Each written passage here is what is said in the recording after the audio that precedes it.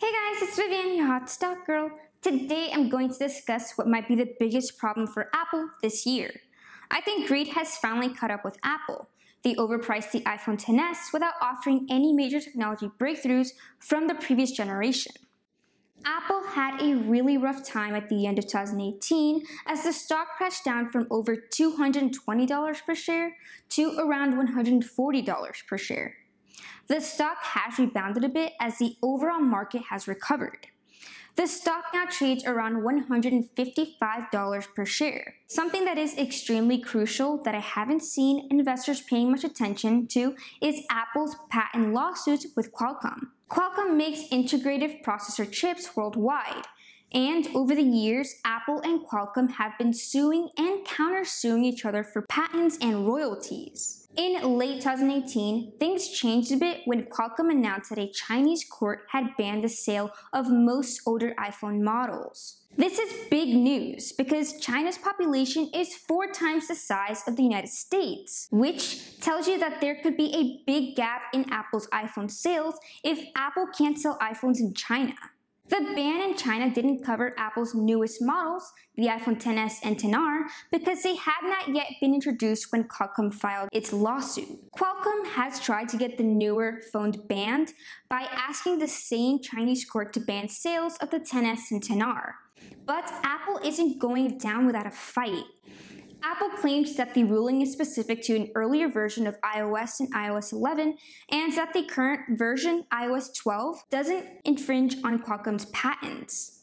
However, Qualcomm insists that iOS 12 infringes in their patents. Apple told Reuters in December that it would push out a software update to work around Qualcomm's patents. Apple believes its software update will clear the way for it to continue selling all iPhone models in China. If Apple loses its battle in China, it would significantly hurt the company's iPhone sales because remember, China's population is 4 times the size of the United States. Despite the ban, Apple continues to leave the banned iPhones to be available for purchase, while Apple has asked the Chinese court to reconsider the ban. That isn't Apple's biggest problem though. The bigger issue is the upcoming 5G network and what Apple intends to do about it. All major cell phone producers and wireless providers are working on rolling out the 5G network, as well as the cell phones available to use the 5G network. There are 5 companies that are leading the way with 5G technologies. These companies are Ericsson, Intel, Nokia, Samsung, and Huawei. Samsung and Huawei are the top 2 phone companies in the world in relation to worldwide sales. Apple comes in 3rd on the list. So what is this 5G network? The evolution of cell phone networks started in the late 1970s with the 1G network. Cell phones received their first major upgrade when they went from 1G to 2G. The main difference between 1G and 2G is that the radio signals used by 1G network are analog, while 2G networks are digital. The main reason for the switch from 1G to 2G was to provide secure and reliable communication channels. The 2G brought about the implication of CDMA and GSM. The second generation 2G cellular telecom networks were commercially launched on the GSM standard in the early 1990s. 2G capabilities were achieved by allowing multiple users on a single channel via multiplexing. This allowed 2G cellular phones to be used for text messaging along with voice calls. The maximum speeds of 2G range from 50 kilobytes to 1 megabyte. With 3G, we could use web browsing, email, video downloading, and picture sharing. The 3G networks facilitated greater voice and data capacity, supported a wide range of applications, and increased data transmissions at a lower cost. 4G was designed to provide high speed, high quality, and high capacity to users while improving security and lower the cost of voice and data services. 5G brings 3 major upgrades over 4G network that is currently being used. You will be able to download more information about 20 times faster than 4G. The second improvement will be known as lower latency. This will allow your cell phone to be more responsive. The third major improvement of 5G over 4G is the ability to connect a lot more devices at once. This will improve your connection and lower your rate of dropped calls. I think the mobile gaming industry will benefit from 5G by being able to give gamers a much better gaming experience. Mobile games will play faster and can be more complex. AT&T, Verizon, and other carriers are starting to launch 5G networks. Verizon Wireless said that they launched its 5G home service network on October 1st in Houston, Indianapolis, Los Angeles, and Sacramento. Verizon's network isn't actually considered a real global mobile standard for 5G. The first was set to be rolled out in 12 major cities by AT&T last December. So far, AT&T has been criticized by early users because their 5G network isn't much faster than the 4G LTE network. The new 5G network won't communicate with the 4G network, so the first generation 5G devices will initially need to be 4G compatible so you can get nationwide coverage. Now, let's go back to Apple. Years ago, Apple was slow to move from 3G technology to 4G network. At the time of the HTC Evo, was considered one of the first cell phones to use 4G network in late 2010. The previous generation iPhone 4 used the 3G network. It wasn't until 2013 when Apple released the iPhone 5C and 5S that Apple's phone could run on the 4G network. Fortunately for Apple, there wasn't a big push to own a 4G phone back then, but the times have changed. Now consumers are much more savvy about technology than ever before, and consumers are expecting more from their smartphones. Back then, we didn't need faster service because there weren't that many apps to require it. In 2013, there were less than 500,000 iPhone apps. Today, there are around 2 million iPhone apps. There is also a lot more worldwide competition here in 2019 than there are back in 2013. Most investors know that Samsung sells the most cell phones worldwide and assume Apple is number 2.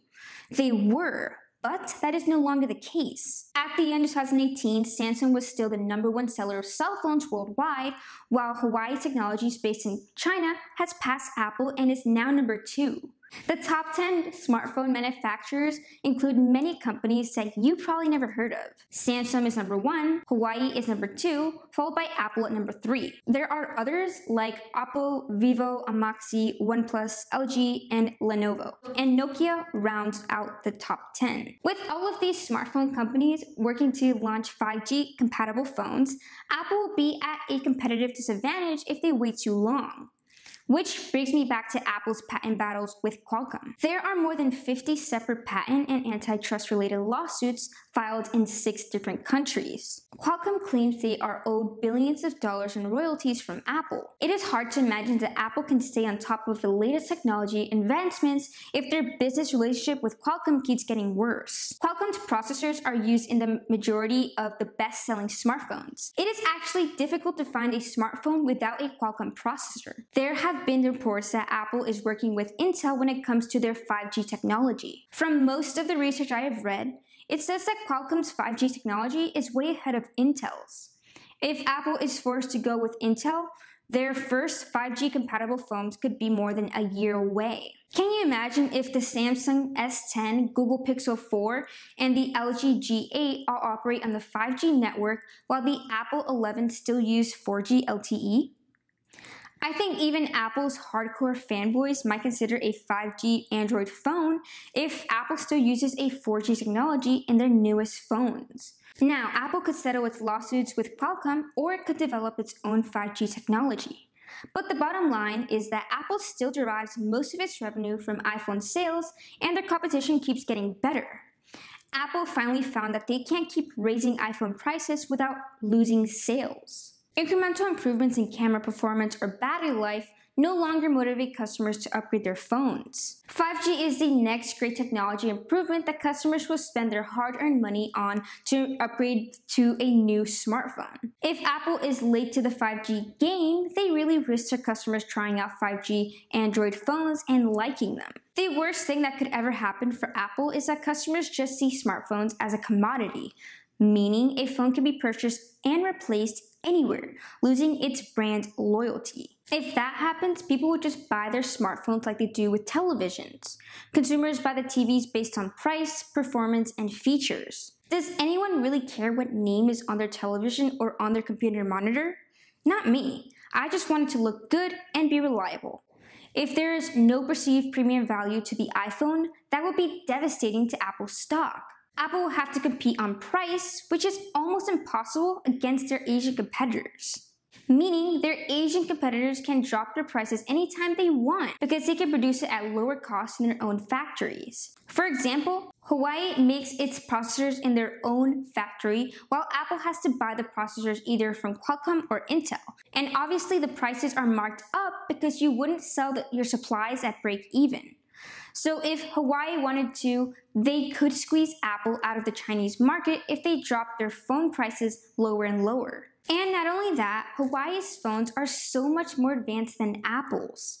It has phones with a triple rear camera, including an 8-megapixel 3x telephoto lens, a wide 40-megapixel sensor, and a new ultra-wide 20-megapixel sensor. And it has 4D predictive focus, which traces your movement for optimum focus. They have a gaming-oriented phone with a massive 7.2-inch display and a 5,000 MHz battery.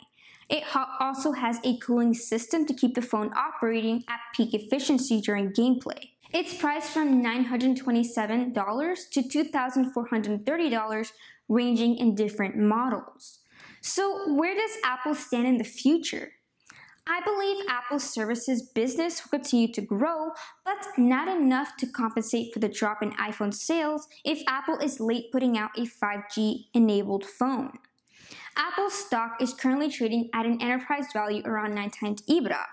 9x EBITDA is a very low valuation for a growing tech stock, but it is a very fair valuation for a company with declining sales in a very competitive industry. So that's everything you need to know about Apple and its 5G problem.